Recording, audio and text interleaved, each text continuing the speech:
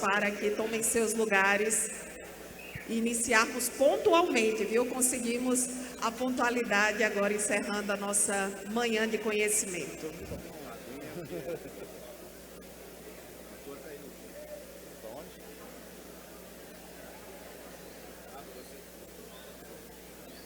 Boa tarde a todos. É um prazer imenso estar aqui no 38º CNSE e realmente a gente está com a missão árdua, que é falar um pouquinho antes do almoço.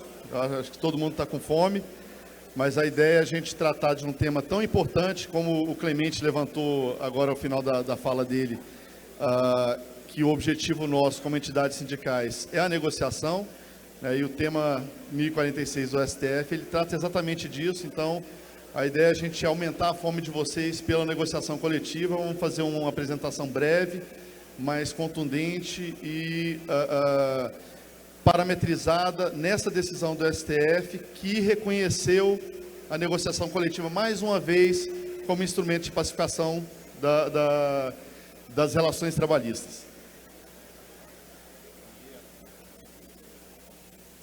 Alô, bom dia a todos.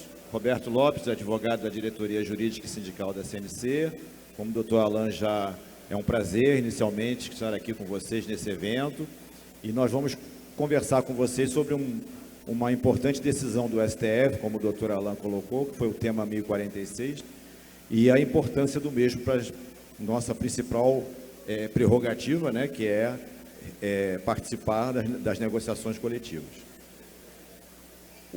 Antes de falar do 1046, a gente sempre fala isso nas palestras que nós participamos, o paradigma, né, que startou todo esse processo que culminou com a reforma trabalhista, que foi a decisão do ministro Luiz Roberto Barroso, que praticamente ressaltou a importância da negociação coletiva como instrumento de pacificação das relações de trabalho. E, a partir dessa decisão, todo o processo que culminou com a reforma trabalhista se iniciou. Inicialmente, né, o objetivo era alterar o artigo 610 da CLT, né, para criar a figura do princípio do negociado sobre legislado tão somente, mas a coisa se transformou de tal forma que culminou com aquilo tudo que nós conhecemos da reforma trabalhista. Então, é muito importante ter em mente essa decisão do STF, porque foi o que iniciou todo esse processo de, vamos dizer, de descobrimento, né, da negociação coletiva como um instrumento importante para os sindicatos. A gente brinca que finalmente fizeram uma edição da Constituição Federal em português, aí o Judiciário conseguiu ler, né, porque lá no artigo 7º, inciso 26, tem uma previsão do reconhecimento do acordo e da convenção coletiva. E, a partir disso, o ministro Barroso fez esse grande movimento lá atrás, em 2015, né, com recurso extraordinário 590-415, que foi um divisor de águas para nós que atuamos nessa parte de negociação coletiva, onde o Judiciário Trabalhista desconsiderava totalmente as negociações feitas, e, como todos sabem, e o doutor Nadinho até lembrou aqui na manifestação dele, toda vez que ia uma negociação coletiva para o judiciário analisar, ele só analisava os benefícios dados aos trabalhadores, né? E quando não encontrava benefícios, eles desconsideravam a negociação. Agora a gente está vivendo um outro momento, né? A negociação, ela vale sim como um todo, e é óbvio que as limitações do que pode ser negociado, a gente vai falar em breve, tem que ser observadas. Mas, lembrando sempre, a questão das limitações, elas são taxativas, são essas. O que pode ser negociado é tudo menos aquilo. Então, a gente, como operador do direito, como negociadores, a gente tem que ter em mente que a negociação, ela é pujante. Surgem novas situações e a negociação tem que estar ali acompanhando essas novas situações, porque a lei não consegue acompanhar essas negociações. Por isso a importância da negociação coletiva, porque ela consegue ir onde a lei não alcançou ainda. O processo legal para você criar uma lei, ele é muito lento e muito complexo. Você sabe como começa, né? Você ingressa com um projeto de lei e não faz ideia de como ele termina. Emendas, alterações. Então, a negociação coletiva, ela é a ferramenta para a gente poder evitar problemas futuros, né? Então, acho que essa decisão do Supremo que a gente vai falar agora, ela trouxe mais segurança para nós. E dentro desse contexto da valorização da negociação coletiva, aí nós temos o artigo famoso 611-A e o 611-B, né? O 611-A, ele diz, exemplifica quais as matérias que podem ser objeto de negociação. Ele não é taxativo, ele apenas exemplifica algumas matérias. E o 611-B, ao contrário, ele é taxativo, ele determina quais são as matérias que não podem ser objeto de negociação. Então, é importante se ter em mente esses dois artigos quando se fizer uma negociação e para evitar qualquer discussão futura de eventual nulidade daquele instrumento coletivo. Reforçando o que o Roberto falou, assim, como o 611-A, ele é exemplificativo, eu nem leio o 611-A, eu vou direto no 611-B, que é o taxativo. O que não pode ser negociado? Não podemos negociar isso, taxativo. Ah, isso aqui, está no 611-B? Não, então eu posso. Então, tudo que estiver no 611-B, não podemos. O que não está ali, podemos. Simples assim.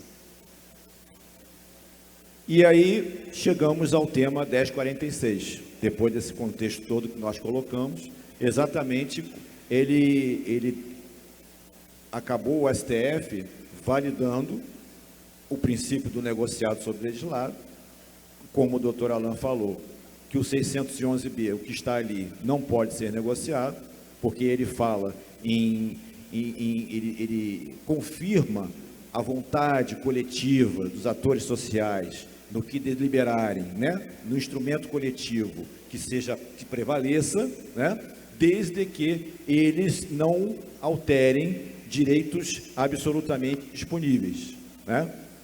Aí a discussão em torno desse tema 1046 é o que seria esses direitos absolutamente indisponíveis.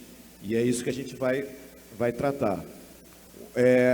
Nós podemos identificar 3 vertentes, que seriam aquele patamar mínimo civilizatório que é dado ao homem, de uma maneira geral, e ao trabalhador, o direito à saúde, à integridade, né? a que não seja forçado a trabalhar de forma a exaurir as suas forças, a questão dos direitos de personalidade, a questão da saúde, da insalubridade, né? São várias vertentes que, inclusive, o 611-B, ele repete, em sua grande maioria, alguns dos direitos e garantias fundamentais que estão lá no artigo 7º, né? Que são os direitos inegociáveis. Então, na verdade, a gente pode fazer uma interpretação também de que esses direitos indisponíveis seriam aqueles que estão no 611-B, né, somados àqueles que estão lá na Constituição Federal. Exatamente. Lembrando que na Constituição, a gente tem a previsão da possibilidade de redução de salário através da negociação coletiva. Né, o bem mais precioso do trabalhador, fora a saúde dele, é o salário. E através do instrumento coletivo a gente pode fazer a redução de salário.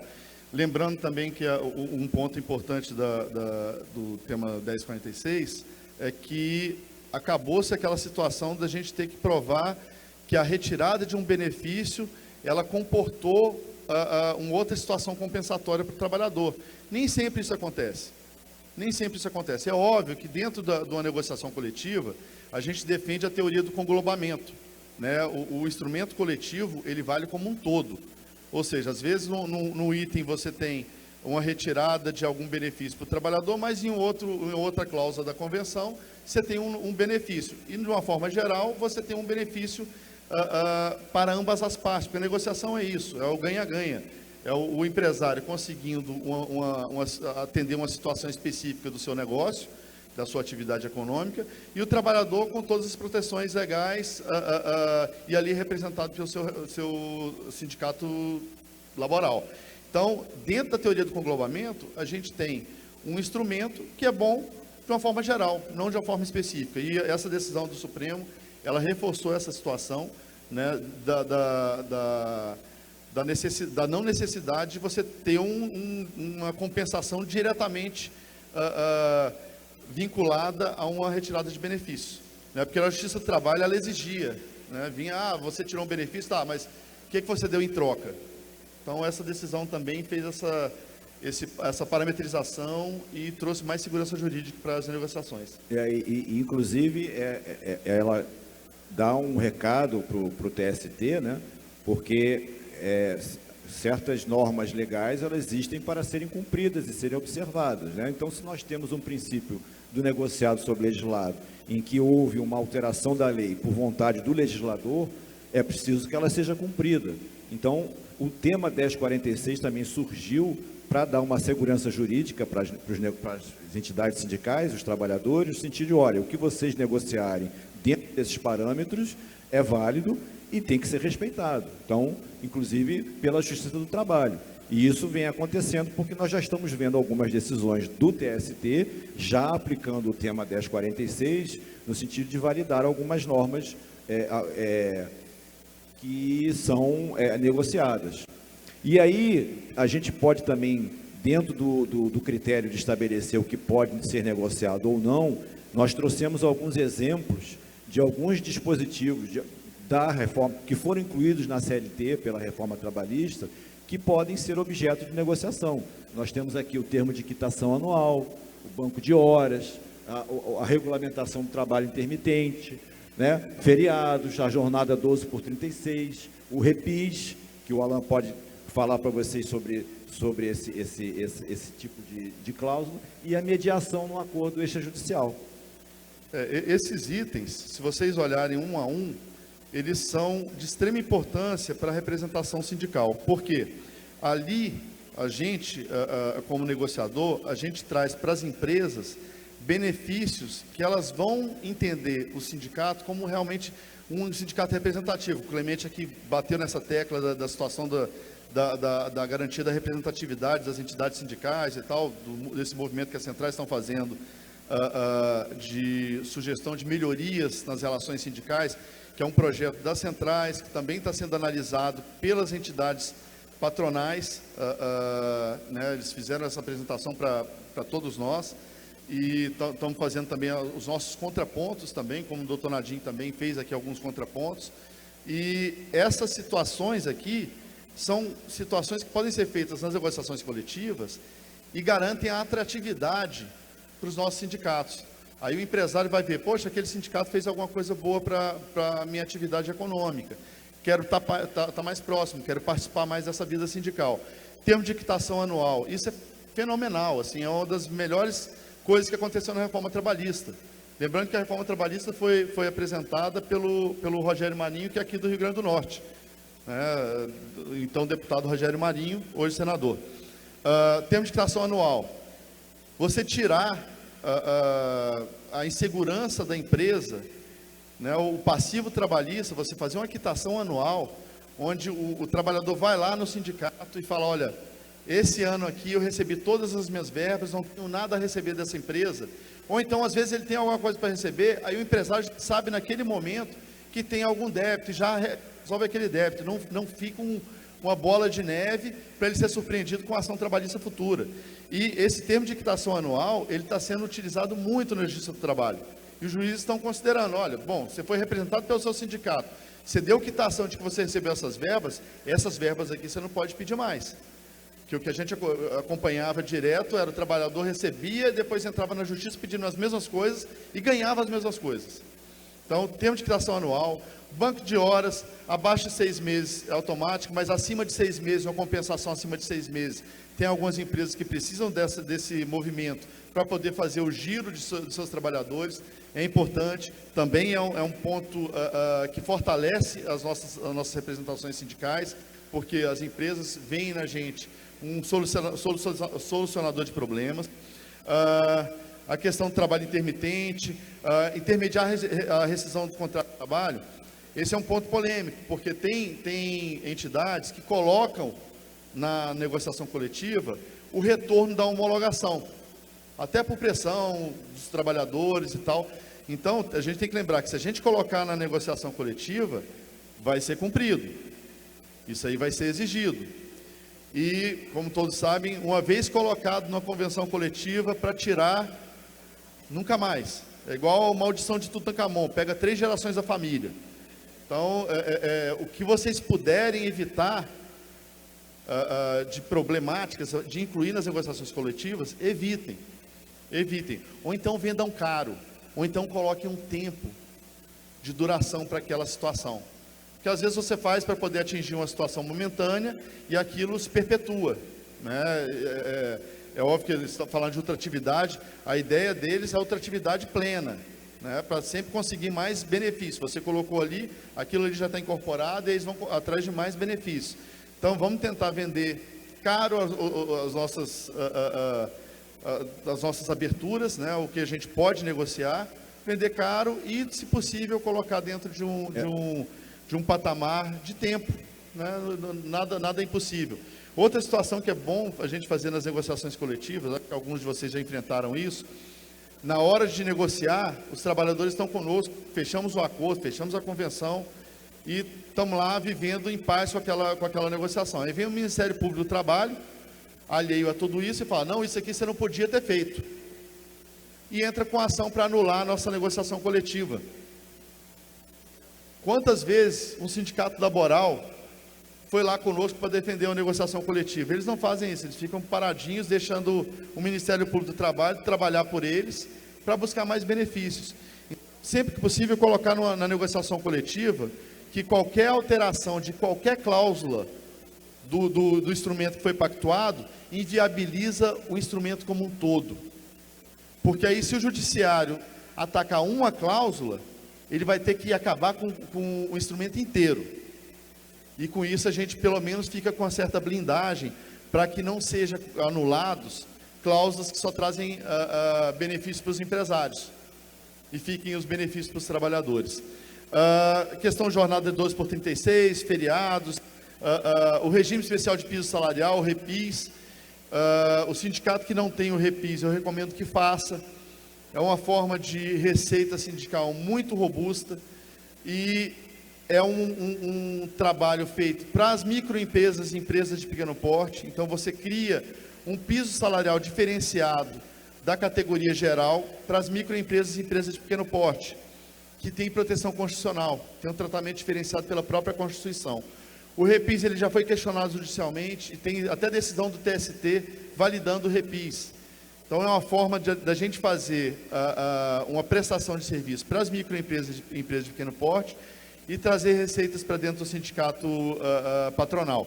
Então quem puder fazer, quem não conhece o REPIS, São Paulo os ERVZeiros, as entidades sindicais de São Paulo, eles fazem muito REPIS, um retorno muito grande. As federações têm feito bastante. A Federação de Rondônia, se você entrar aí no site da FEComércio Rondônia, está lá REPIS, e tem lá detalhado o que é o REPIS. Então, busquem isso, que isso é uma forma de fortalecer a entidade sindical financeiramente e garantir representatividade, porque o empresário ele vai se sentir protegido, em especial esse microempresário e empresário de pequeno porte, protegido pela representação sindical patronal. E a mediação do acordo extrajudicial entre empregador e empregado também pode ser objeto de negociação coletiva. Então a gente tem uma gama de situações que podem ser feitas, lembrando que a negociação coletiva é o único produto que a gente não tem concorrência. Vamos utilizá-lo. A negociação coletiva é a razão da nossa existência. Negociar, nós somos entes negociadores. Nosso objetivo principal é isso, a gente representa, primeiro, a união, o sindicato é a união de várias empresas, a federação é a união de vários sindicatos e a confederação é a união de várias federações. Então nós temos a união e a representação. Então vamos trabalhar nisso, vamos fortalecer essa atuação, porque o momento é oportuno. A gente está com o Supremo que está voltado para as relações trabalhistas, está começando a trazer um monte de soluções para problemas passados. A gente teve recentemente, agora acho que todos acompanharam, nós tínhamos a espada de Damocles na cabeça de todos os empresários brasileiros, que era a questão da Convenção 58, que estava lá no Supremo para ser julgado há 20 e tantos anos. A gente estava num momento, num passado recente, onde já tinha uma maioria, não a maioria do Supremo, mas uma maioria de votos, pela inconstitucionalidade da denúncia da Convenção 58. Se os senhores não lembram, a Convenção 58 é aquela que veda a demissão imotivada no nosso país. Então, você só poderia demitir em razão de fechamento do negócio, né? Ou seja, questões financeiras ou questões técnicas. Demonstradas. E questões técnicas, o camarada entrava na justiça e voltava na sequência, né? Porque a justiça fala que não foi demonstrada a questão técnica pela qual o trabalhador foi demitido.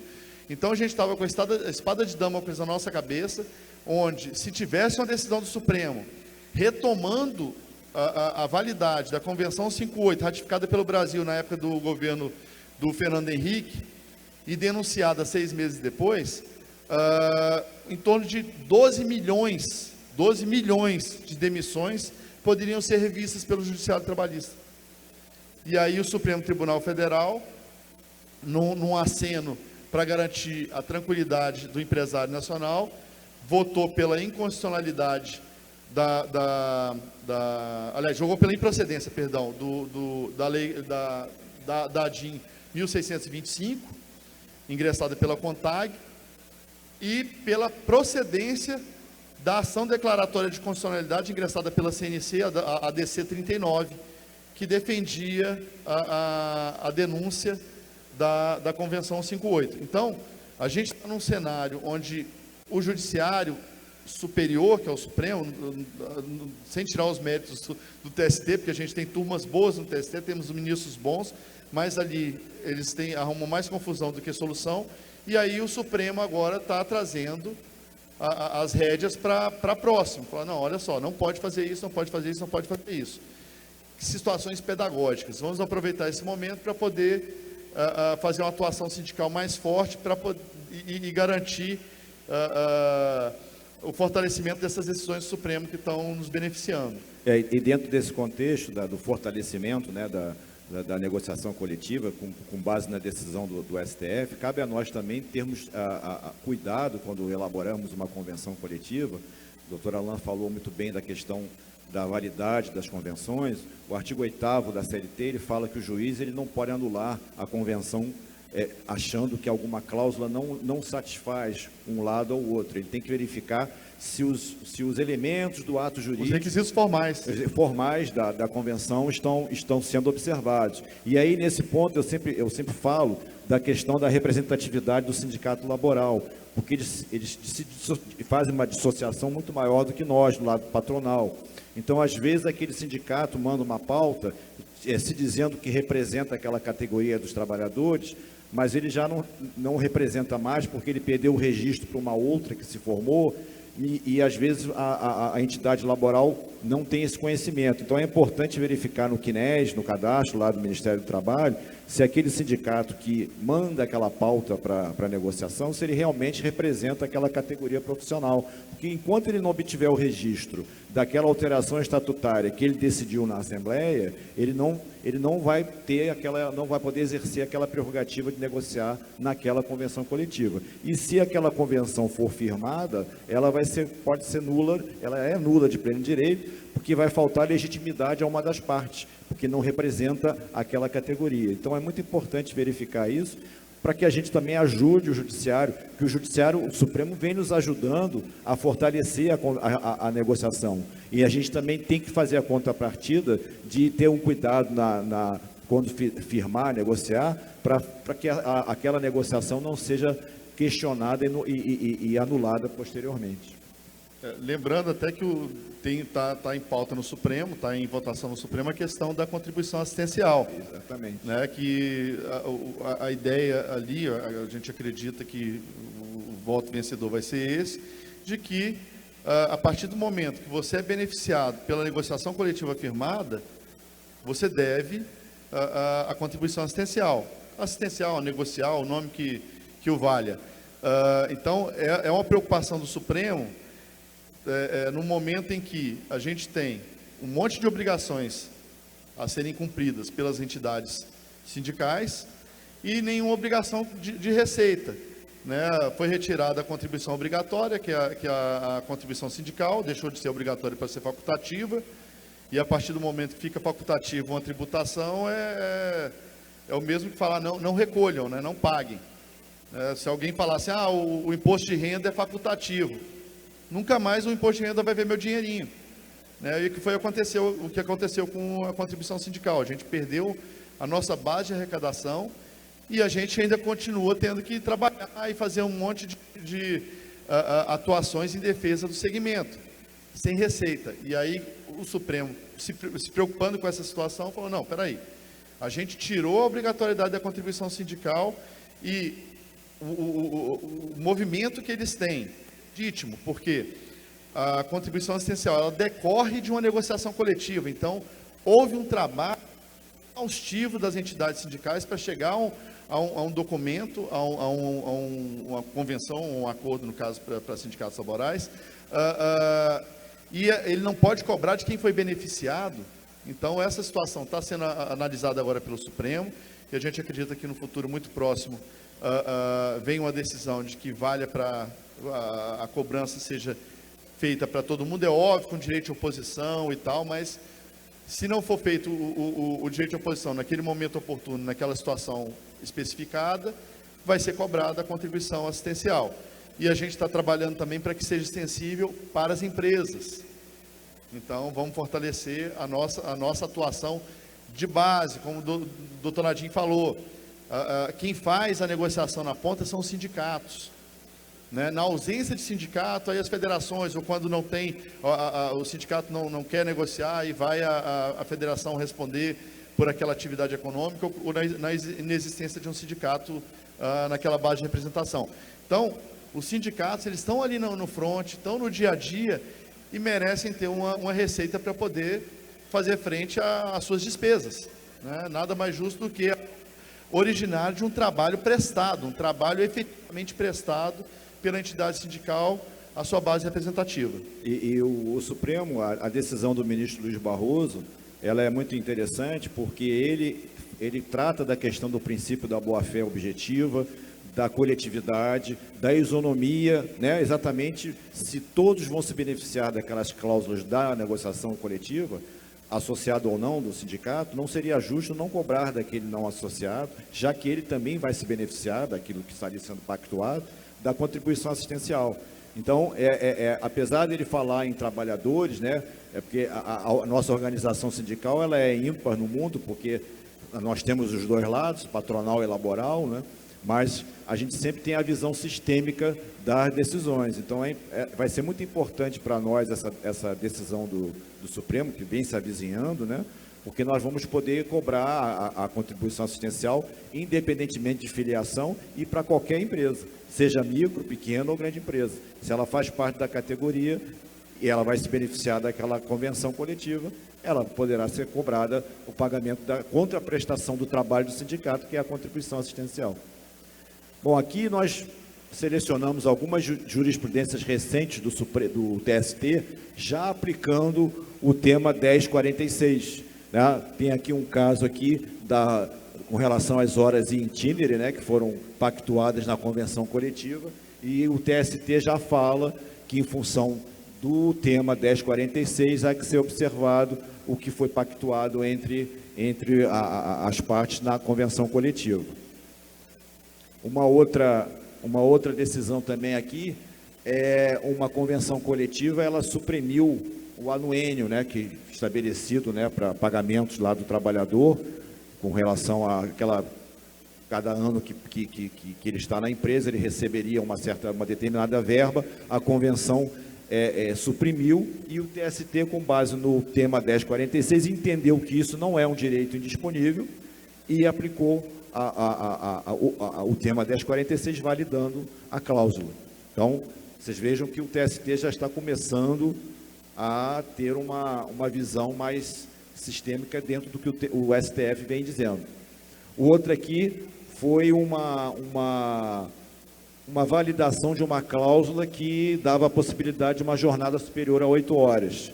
O TST validou com base no tema 1046, porque entendeu que isso não era um direito indisponível, a fixação de jornada, até porque a Constituição garante até a redução, né, de jornada. Lembrando que a nossa apresentaçãozinha ela é breve, mas a gente vai deixar disponível para vocês com a organização do evento, porque tem essas decisões, elas são interessantes, já trazem um novo cenário, pós decisão do Supremo. Então, o TST falou, não, realmente o Supremo decidiu, não vou mais tratar desse assunto quando se tratar de direitos disponíveis. A única situação são os direitos indisponíveis, que dificilmente a gente vê alguma negociação coletiva tratando de direito indisponível. Né? Ninguém quer prejudicar a saúde e segurança do trabalhador, ninguém quer falar assim, vamos aceitar a não anotação de carteira de trabalho, nada disso é objeto de negociação coletiva.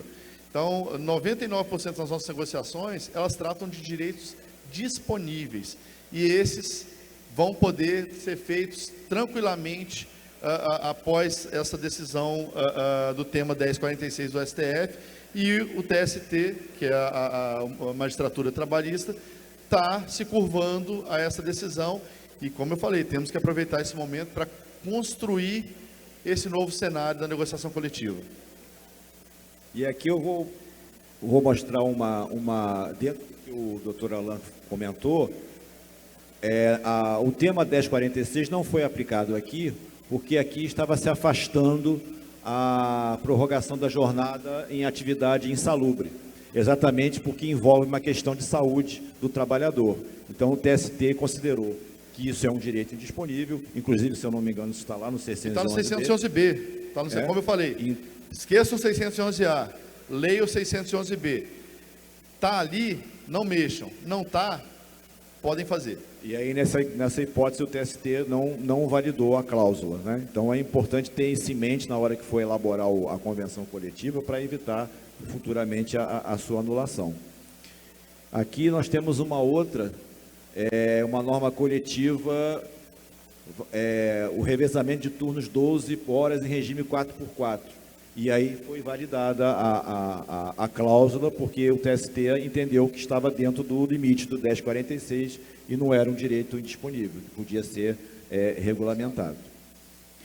E aí a gente termina, né, falando sobre a questão da importância da negociação, que o objetivo dela é exatamente resolver os conflitos trabalhistas, né? E isso, em contrapartida, dá para todos nós a segurança jurídica, né? E a sustentabilidade da empresa, né? Porque aí ela sabe aonde ela está pisando, né? O que ela vai ter que pagar, quais são as suas obrigações e seus direitos, e isso dá uma sustentabilidade para que o seu negócio seja feito com uma certa rigidez. Isso dá também, logicamente, né? A gente não pode esquecer a proteção do trabalhador. Na verdade, todos acabam ganhando, né? E é importante que hoje, como o doutor Alain falou, o novo cenário que a gente tem, nós estamos vivendo uma outra época da organização sindical, com a reforma trabalhista. E essas decisões que o Supremo vem concedendo, a gente verifica que cada vez mais nós estamos nos tornando aqueles atores importantes que sempre devíamos ser protagonistas nessa nova representação das entidades que nós representamos, das categorias que nós representamos, e ter em mente que a Justiça do Trabalho e o TST, em função das alterações que o Supremo vem sinalizando, ele vai ter também que acompanhar essa mudança para se atualizar e se modernizar na atual sistemática de organização sindical que a gente está começando a experimentar, com um viés maior na efetiva representatividade da categoria, de conhecer os anseios, né, e o que as categorias que nós representamos procuram de nós, saber as dificuldades, quais são as dificuldades econômicas, os gargalos. Então é importante que a gente tenha isso em mente, porque isso só vai depurar e fortalecer o nosso sistema como um todo, e a nossa autorregulamentação do Sicomércio, inclusive. Foi até bacana a gente vendo o Clemente aqui falando da situação dos trabalhadores. O nosso sistema comércio de bens, serviços e turismo, ele está regulamentado. Então, a gente está num momento diferente dos trabalhadores. Então, ele falando aqui, eu pensando assim, nossa, mas ele está enfrentando esse problema, é porque a gente já resolveu esse problema lá no passado. Então, hoje nós temos entidades devidamente estruturadas, sindicatos estruturados, federações estruturadas, a confederação estruturada, e nesse patamar, eu vou aproveitar que a gente já está encerrando, sei que todo mundo está morrendo de vontade de almoçar, mas assim, eu queria aproveitar essa oportunidade para agradecer a todos vocês, dirigentes sindicais, né, em especial os dos sindicatos, porque vocês trabalham gratuitamente, vocês não têm salário, vocês trabalham gratuitamente 24 horas por dia, na defesa dos interesses da categoria econômica que vocês representam, e enquanto vocês estão aqui ouvindo a gente falar, estão lá nos seus sindicatos, trabalhando, o seu concorrente está ali desenvolvendo a atividade dele tranquilo. Então, vocês se doam para o sistema, vocês enfrentam leões todos os dias, sem remuneração, só com um objetivo, que é garantir um ambiente favorável para o desenvolvimento da atividade econômica. Então, vocês são verdadeiros heróis nesse nosso país, que tem tanta dificuldade, e na verdade, eu que bato palmas para vocês.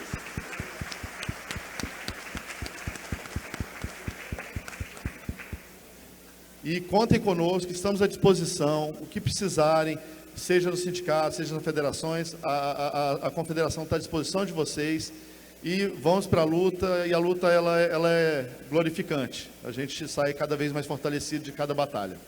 Eu queria ratificar as palavras do Dr. Alain, agradecer a presença de todos, agradecer a oportunidade de estar aqui mais uma vez para trocar essas experiências com vocês, e torcer para que a gente possa ter sempre a excelência na nossa atividade de representação, né, do comércio de bens, serviços e turismo, com o fortalecimento do Sicomércio, porque é a única forma que nós temos de estarmos juntos e lutarmos contra todos os ataques que de vez em quando nós recebemos contra o sistema sindical que a gente conhece. Muito obrigado, espero que tenha aproveitado, e agora um bom almoço para todos. Bom almoço. Muito obrigada pela participação.